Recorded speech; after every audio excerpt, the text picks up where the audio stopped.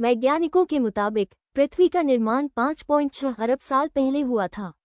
यह निर्माण धूल और गैस के मिश्रण से हुआ था, जो युवा सूर्य के चारों ओर घूम रहा था। इस मिश्रण में गुरुत्वाकर्षण बल के कारण कण एक दूसरे से टकराते रहे और बड़े बड़े पिंड बनने लगे। इन पिंडों के बीच लगातार टकराव होते रहे और इस तरह पृथ्वी का आकार बढ़ता गया। पृथ्वी के निर्माण के बाद एक आखिरी विशाल टक्कर हुई थी जिससे अंतरिक्ष में चट्टान, गैस और धूल फैली थी। इसी से चंद्रमा का निर्माण हुआ। पृथ्वी के निर्माण के प्रारंभिक काल में मौजूद चट्टानें समय के साथ नष्ट हो चुकी हैं। वैज्ञानिक आधुनिक चट्टानों, चंद्रमा के नमूनों और उल्कापिंडों का अध्ययन करके पृथ्वी और चंद्रमा के निर्माण के बारे में जानकारी हासिल करते हैं। पृथ्वी के निर्माण के पहले का युग, जिसे हैडन कहा जाता है, सौर निहारिका से अभिवृद्धि के जरिए हुआ था। 4.65 अरब वर्ष पहले पृथ्वी का निर्माण हुआ। 4 अरब वर्ष पूर्व पृथ्वी पर पहला जीवन सरल प्रोकैरियोटिक बैक्टीरिया था। 600 मिलियन वर्ष पहले जलीय पौधे और जानवर विकसित हुए। ये संभावना है कि जीवन की उत्पत्ति पानी में हुई क्योंकि इसने शुरुआती जीवों को जमीन की तुलना में अधिक तापमान स्थिरता प्रदान की, धाराओं ने शुरुआती गति प्रदान की और उन्हें गुरुत्वाकर्षण से लड़ना नहीं पड़ा। 500 मिलियन वर्ष पूर्व जीवन के विकास और विविधीकरण का विशाल काल, जिसे कैम्ब्रियन काल के नाम से जाना जाता है। 400 मिलियन वर्ष पूर्व स्थलीय पौधों और जानवरों का विकास हुआ। 65 से 250 मिलियन वर्ष पूर्व डायनासोर मेसोजोइक युग के दौरान रहते थे।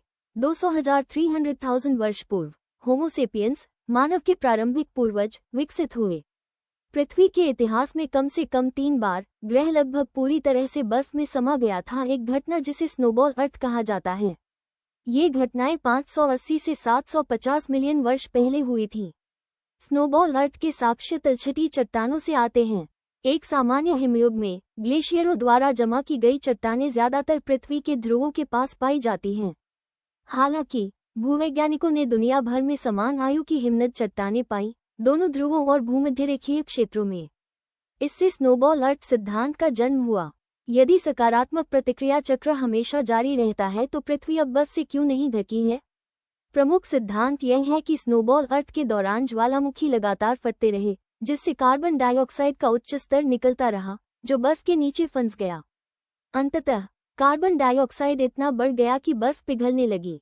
बर्फ पानी में बदल गई, जिसका एल्बेडो कम है और इस प्रकार इसने सूर्य की अधिक ऊर्जा को अवशोषित कर लिया। इससे एक नया सकारात्मक प्रतिक्रिया चक्र शुरू हुआ, जिसके परिणामस्वरूप ग्रह गर्म हो गया और स्नोबॉल अर्थ का अंत हो गया। इसके अतिरिक्त यह माना जाता है कि पृथ्वी पर जीवाणु जीवन ज्वालामुखियों से निकलने वाले ताप स्रोतों के पास रहकर स्नोबॉल अर्थ घटनाओं के दौरान कठोर परिस्थितियों से बच गया। प्लेट टेक्टोनिक्स के कारण पृथ्वी की भूमि समय के साथ लगातार खिसकती और बदलती रहती है। 250 मिलियन वर्ष पहले पृथ्वी का पूरा भूभाग एक एकल महाद्वीप में एकजुट था, जिसे पैजिया कहा जाता था। लगभग 200 मिलियन वर्ष पहले प्लेटों के एक दूसरे से दूर जाने के कारण यह महाद्वीप टुकड़ों में टूटने लगा। छोटे छोटे भूभाग तब तक बनते रहे जब तक कि अंततः आज हम जिन महाद्वीपों को पहचानते हैं उनका आकार नहीं बन गया। ये देखना आसान है कि दक्षिण अमेरिका और अफ्रीका जैसे कुछ महाद्वीप एक बार कैसे एक साथ फिट होते थे। आज भी महाद्वीपों का स्थान उतार चढ़ाव जारी है।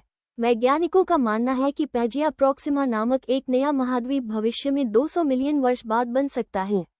वैज्ञानिक अल्फ्रेड वेगेनर द्वारा प्रस्तावित महाद्वीपीय बहाव का सिद्धांत यह समझाने के शुरुआती तरीकों में से एक था कि समय के साथ महाद्वीप क्यों खिसकते हैं।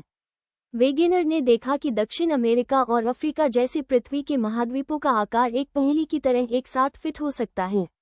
उन्होंने विभिन्न महाद्वीपों के जीवाश्मों का भी अध्ययन किया, जो दुनिया भर में फैले समान पौधों और जानवरों के अवशेषों को दिखाते हैं।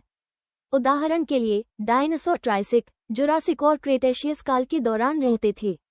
जैसे जैसे पैजिया अलग अलग टुकड़ों में टूटता गया, जीवाश्म दिखाते हैं कि डायनासोर अलग अलग महाद्वीपों में फैल गए और समय के साथ अलग अलग प्रजातियों में विकसित हुए।